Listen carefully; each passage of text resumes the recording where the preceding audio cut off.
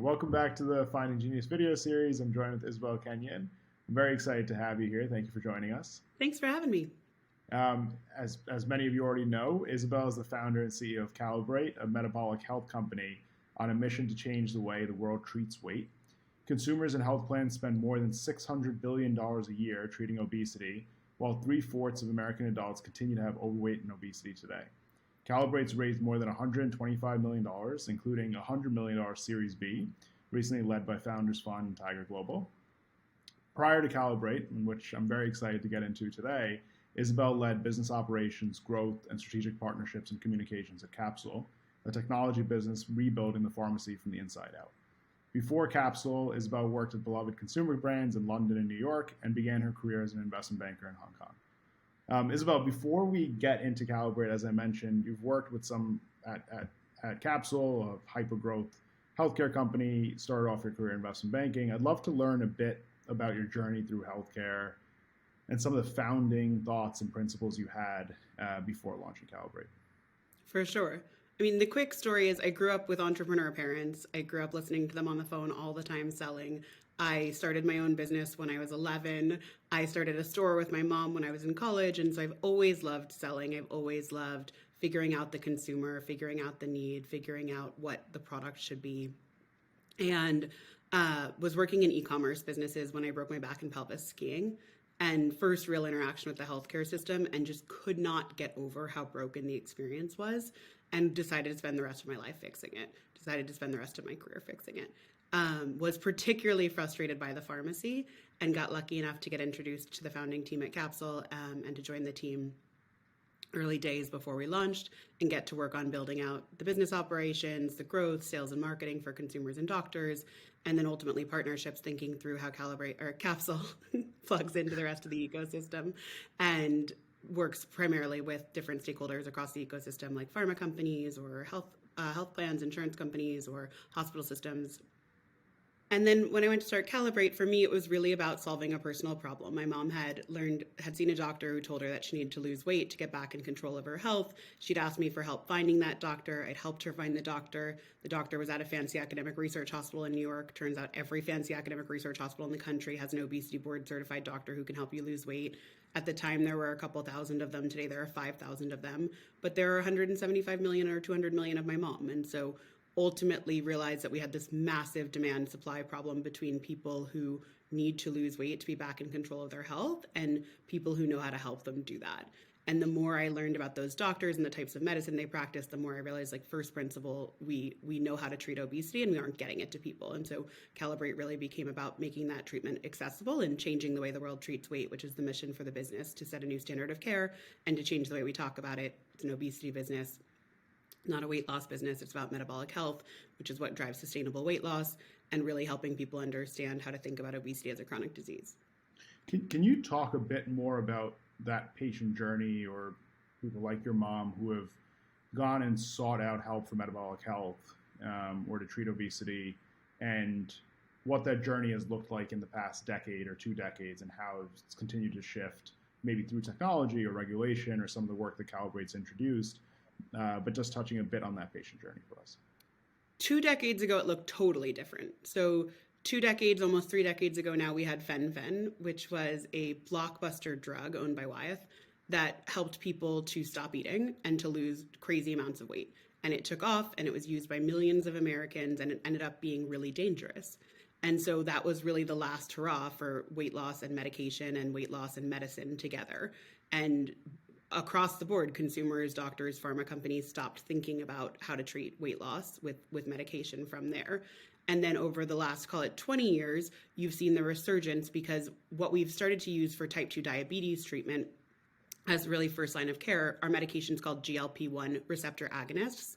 They boost your body's own production of GLP-1, which is a brain-gut hormone that regulates everything from your metabolic system on the whole, to your energy, to your appetite, to your satiety, to your sleep, you name it. And GLP-1s have started being used primarily as frontline, first-line treatment for diabetes. And so the market today is about $25 billion in the US for GLP-1s.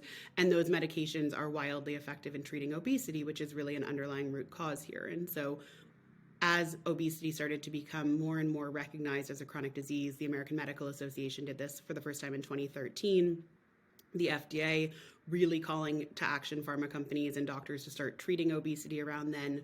The pharma companies went back and started to get some of these medications and some new medications labeled for obesity treatment.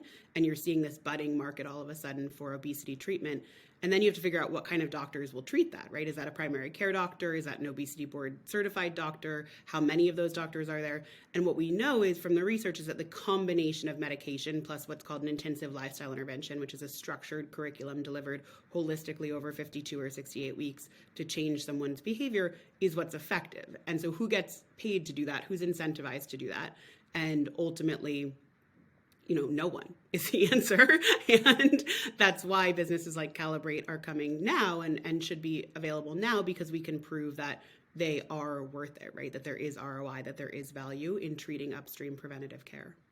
And does Calibrate help with diagnosis of the condition, or is it connecting clinicians? And because there's a supply shortage of clinicians that can actually help treat this, how does Calibrate work in the ecosystem? I'd say both. So there are doctors. We employ doctors and we train them on how to treat obesity so they can be obesity board certified or not. But that lets a primary care doctor and endocrinologist all treat obesity, right, in a way that they might not get compensated to do so in their private practice or in their health system. And then we connect patients to our doctors. So we create the network of doctors to consumers here. Got it. And I think what an interesting thing is now I'm talking to you. Calibrate's off of $125 million in funding. You're all over the press. Calibrate seems to be doing a great job in the market. Can you talk a bit about what those early days of starting the company looked like, and maybe some of the challenges you faced? And was it on the supply side, the demand side, managing medication, managing adherence, thinking about that 48 to 62 week program that you're talking about? Sorry, I might have gotten the time frames wrong there, but I think just better understanding what those first 6 months of launching the business looked like. For sure. I think for me, the hardest part was figuring out how to get the medical and the clinical piece together, how to make sure that we were grounding the business in evidence, and how to make sure that the business had that DNA in it from the very beginning. And there I got really lucky. And one of the first people I met when I was starting Calibrate was our chief medical officer, Kim Boyd, and got to work with her on designing the program from the very, very earliest days, and got to work with an incredible clinical advisory board of people that honestly we cold emailed and said, hey, we love your research. We love what you've shown in clinical trials, and we want to bring it to people in the real world. And inevitably they said, no one will pay for it. And I said, that's my problem. I'll figure out how to get people to pay for it. You have to tell us what to do. You have to tell us what the treatment looks like, because surprisingly, very little of this is published. When you read research, it'll say a 52-week lifestyle intervention was delivered. It's like, okay, what was it? Give me the context. Right. When you reach out to the doctors who did it, they're like, I can't remember. You're like, what? You're like, well, what are some examples? Like, what types of things would you do? And they're like, calorie restriction or education or in-person coaching or phone call coaching. Where are the notes? What did you do in this trial? Because it's particularly effective. And so there is this disconnect between groups of people who believe the medication really works and the medication would work alone, groups of people who believe the lifestyle intervention works and lifestyle intervention should work alone. And there were very few people, especially 3 or 4 years ago, who believed that the combination of things really worked more powerfully than either alone. And what you've started to see in additional published research and through Calibrate sharing and publishing research is that they do work better together, and you do have superior outcomes together, and it's worth people understanding more. And one of the reasons that Calibrate exists, and one of the ways that we change the way the world treats weight, is by publishing and sharing what we learn there. Could you share a bit more about, you just mentioned results, can you share a bit more about the efficacy data or some of the clinical outcomes your team has seen or published in the space? Absolutely. From the beginning, we had a North Star that real results matter. And we committed to publishing results, we committed to sharing results, we committed to sharing what we're learning. We think that's the best way to deliver on the mission to change the way the world treats weight. No chance that we can treat the 200 million people who need to get treatment, but a lot of opportunity for us to help set the standard of care and help people get that care directly through us or indirectly through other people who come to understand the standard of care from us. And so we published our first results this year. That was the first cohort of people who'd finished the 1-year program, and then a larger cohort of people who were about 6 months into the program. And we learned that across the board, those people had lost 15% of their body weight, far exceeding what had been published in clinical trials before, and really started to get into the methodology. What did we do with those people? Sharing what worked, what didn't work, helping people to understand really what did we deliver in our program, and helping people to take that to other use cases, to take that to primary care, to take that to other settings. Got it. That's very helpful. And I think maybe double clicking on those first 6 months, what's also interesting is when you were leaving Capsule to launch this, and I know you had a personal interaction with the problem in your family and kind of seeing how things have evolved in the space. Can you talk a bit more about what you were seeing in terms of other solutions that were being offered? And you mentioned that some were only focused on the medication side, and in the past 2 decades ago, some medication went wrong, so there might have been some stigma. Some were only focused on lifestyle interventions, and you decided to bring it together. What else did you see as major gaps in the market that solutions were offering, or maybe they were doing more of a disservice to the people that they were working with? Can you give a better understanding on how a healthcare founder can look at some of that research that's in labs, bring it to life, build a business model around it, and build a venture around it? Maybe just some of those insights that you have from that side. I always say the same thing, which is just start table stakes. Start by reaching out to the people who've done the research and asking them how they'd bring it to more people in more places. Ask them what they did that works, and ask them what they did that they think will work at scale. What do they think will work outside of a clinical trial? Because clinical trials are kind of crazy when you start to learn more about how they work. Like if you're enrolled in a clinical trial, they will show up at your doorstep with a scale and make you get on it. Like in the real world, you can't make someone get on a scale like that, right? One, it doesn't scale, and two, would be outrageously expensive. Right. And so you have to figure out like what happened in the clinical trial that you can replicate, what happened in the clinical trial that you could maybe do better in the real world. Sometimes there's opportunities to track people in ways that they would never feel comfortable doing in a clinical trial, like with lots of different connected devices that might plug into lots of different types of end systems. But there's also lots of things that you're not going to be able to do that they did in a clinical trial. Right. And so I think like pay people. I think a huge amount of what you want to do is start to figure out like what do the researchers really believe worked and why, and then figure out how you can replicate that and figure out how you can bring that to the real world and what that can look like. And so for us, that was things like when we launched the business, through the first 18 months of the business, we had Bluetooth connected scales. They're okay. If you've ever tried to connect a speaker to Bluetooth, you understand that like works some percent of the time, not all of the time. And so we decided to invest in a cellular connected scale starting in January of this year. And so now our members have this magical out of the box experience where the scale's connected, but it's much more expensive than the Bluetooth connected scale. Right. And so you have to make trade-offs along the way in terms of what do you want to, what's important to get, and what behaviors are important to build to really drive change, and where can you skip, where can you invest less. Very interesting. And so the $100 million that your team raised last year, where does Calibrate go from here? You mentioned some of this in terms of there are some elements of remote patient monitoring there in terms of you're setting them up at scales at home. So the frustrations that existed in the past for them to manage chronic conditions, you've now made it easier. Can you talk a bit about what the future of Calibrate holds, or does it go into broader chronic management conditions that you're thinking about, and how you can bridge that gap between medication and intervention? Maybe just give us a hint of what you're willing to share. It does for sure, and you just nailed it. So what we've really built here is two assets. One is helping people find the lowest cost medication and get access to that. We call that right medication, right person, right time. How much time is each person on which medication, and what's the cost of that? And helping figure that out is kind of asset one. Basically, like what is the right utilization management for chronic care medication? The second thing is the intervention. We got people to actually engage. We got people to actually show up to synchronous video visits. We got people to actually track their weight 5 times a week. And so what does it look like to take those two assets and treat any other category of chronic disease, any other condition? And I think we've been really direct about that diabetes will be next. This is a massive category. This is the same underlying population in a lot of ways. And so ultimately, we know there are tons and tons of pain points around diabetes for consumers, and that's what we will figure out next. But you have to purpose build. There is nothing transferable about the medication piece to other categories. Each medication is different. Titrating up, tapering down, figuring out doses, figuring out substitutions, figuring out side effect management. Like, these are real unique things to each medication, and they are difficult to solve. And so that is what we will focus on building out for diabetes. And then the same with the lifestyle intervention. What part of the lifestyle intervention is essential to create the underlying physiological change that drives sustained results and creates a real flywheel with the medication, right? How do you figure out what change people need to make? And that is, in and of itself, for each category, a massive undertaking. And then you think about who the non-responders are and what types of pathways you want to create for them and how you want to build that out. And you were talking about like a real research team that is figuring out very complicated problems that we've been trying to solve for decades in healthcare. And so ultimately, we think it's valuable to have Calibrate as an effective de facto national registry. What happens when you treat obesity at scale? We don't know. We've never kept track before.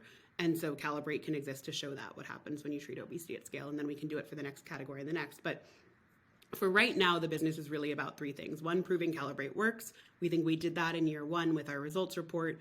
Two, proving that it works at scale, going from 10,000 members at the end of last year to 50,000 members at the end of this year, making sure we can do what we did before at scale. And then three, making it available and accessible. And so taking those proof points and going to employers, going to the government and saying you have to pay for this for your members. We said from the beginning, this is a crowded market, and it's crowded because the products don't work.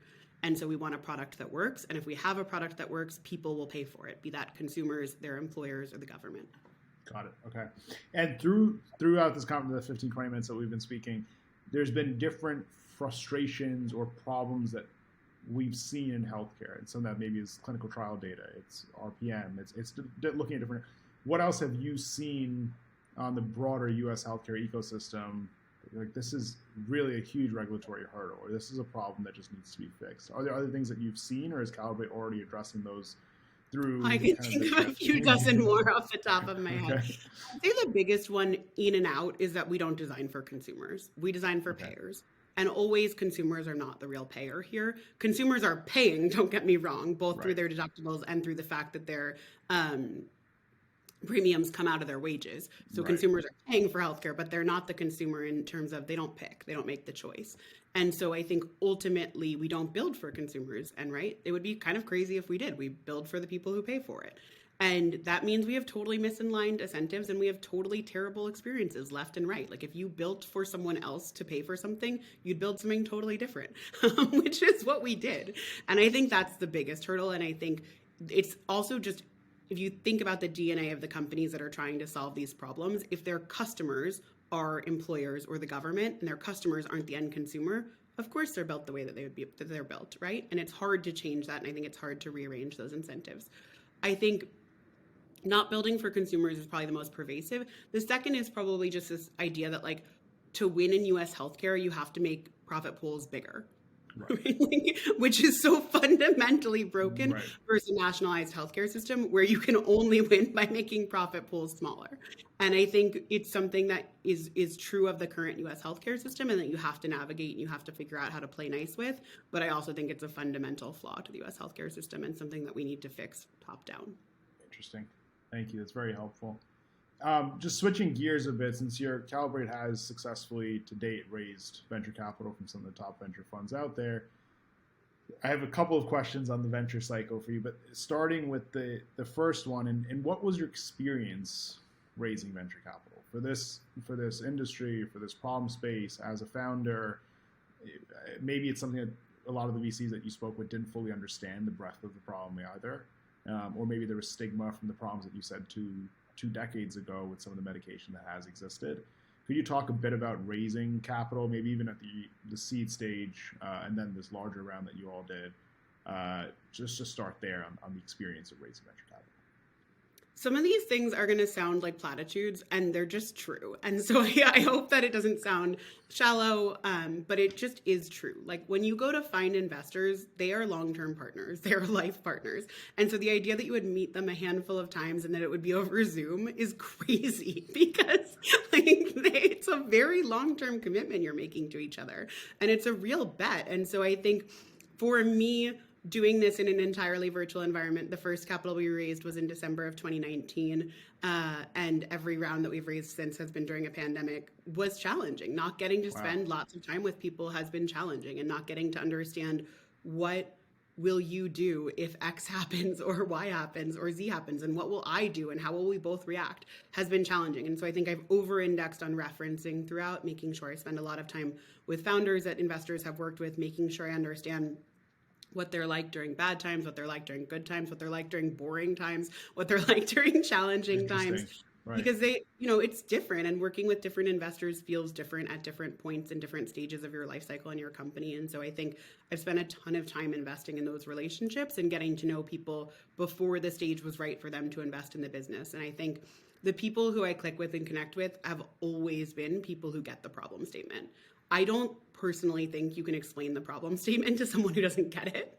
And people will come back. You will talk to people, and at one point they will say, I don't get it, not a big enough market, whatever, not going to be a real market. And then they'll come back and be like, I get it now. Right. After you publish the research and do all that. Fine, but you can't convince someone that something's a problem they don't believe is a problem. Right. And so that's just my first big piece of it. My first piece of advice is the relationship matters. Build the relationship, spend time on the relationship, reference people, spend time getting to know them the same way you would if you were dating someone. The second thing is, I think truly finding people who believe in the problem. I can't explain enough how much that matters. And when you are having a really difficult day, a really difficult time with someone on your team or a partner or an acquisition channel, it's important that your investor on the other line is on the other end of the phone is yeah, but you're solving a huge issue and you're changing people's lives, right? And that matters, and having that buy-in and that commitment to the actual mission of the business really, really matters. And I can't think of any investor I would have gone past a first conversation with who I didn't feel truly understood that, was truly excited about that. And I think, to me, if you get those two things right, the relationship and the obsession with the problem, then you'll iterate the business model, and you'll iterate your product market fit, and you'll iterate your team. But ultimately, at the end of the day, if you guys are aligned on, one, your relationship and what you've committed to each other, and two, what the problem you're trying to solve is, I think you'll do great things. Right. And you might have already just answered this, but the name of the podcast is Finding Genius, based off of a book that was published. And the idea was to speak to 50 different VCs and understand what qualities they saw in the top entrepreneurs they backed. And Brian Singerman, which I believe is an investor in Calibrate, mentioned that you're one of the top tier founders that he's had the privilege of backing. So could you talk a bit more about maybe some of your management style or your ability to extract as much value from the board as possible, or working and building product or solutions that you think resonates with investors or your team or the broader company as you're tackling this big problem? For me, the North Star has just been self-awareness. If I know what I'm good at, what I'm terrible at, what I love doing, what I hate doing, I can design an organization around that, and I can find a team and build around that. And so if I know that I really don't like doing something, I can find an awesome CFO who really likes doing that thing, or who's really good at doing that thing. And if I can be honest with my board about not being good at those things or not liking to spend my time on those things, then they can help support me in figuring out how to design an org around that and how to run a business around that. And I think for me, one of the biggest things has been this understanding and acceptance that we don't change, but we grow. And so keeping track of that growth and figuring out, what am I learning about myself? What am I figuring out, to be true about how I like to spend my time, and what energizes me and what excites me and what drains me, has been the most important practice that I have. And I think keeping self-awareness top of mind and keeping self-awareness at the center of how we run the team has been incredibly important. Great. And I know we're almost up on time. So just as a last question is, you've given a taste of where Calibrate goes in the future from here, but a bit about the broader healthcare ecosystem, and valuations have kind of gone pretty high on the digital health side, the behavioral health side. There's more venture funding flowing into this market. And there's clinical shortages. We're maybe coming out of the pandemic, maybe not. Can you share a bit about your broad thoughts on kind of healthcare and healthcare technology over the next few years, on where you see opportunities? Broad question. I think, coming back to the problem statement, for me, if you're building for the consumer, you'll win. And if you're building for the consumer in a way where you're not taking away profit pools for someone else, you will definitely win. If you can figure out how to thoughtfully reduce profit pools while building for the consumer, that's the way to really win in the next 5 to 10 years, let's call it. Because I think everyone gets it, and that's the direction we're moving in. And there is so little appetite left to pay $100 a month for insulin when every other country in the world pays 10. And right. I think there is so little appetite left for, creating fake markets here. Like the idea that you would go create venture-backed markets where there otherwise couldn't be markets to destroy profit pools is kind of crazy. And so I think ultimately, if you can align those two things going forward, you'll do great things. Interesting. Isabelle, thank you so much. I really appreciate the time. Nice to meet you, and thanks so much for having me.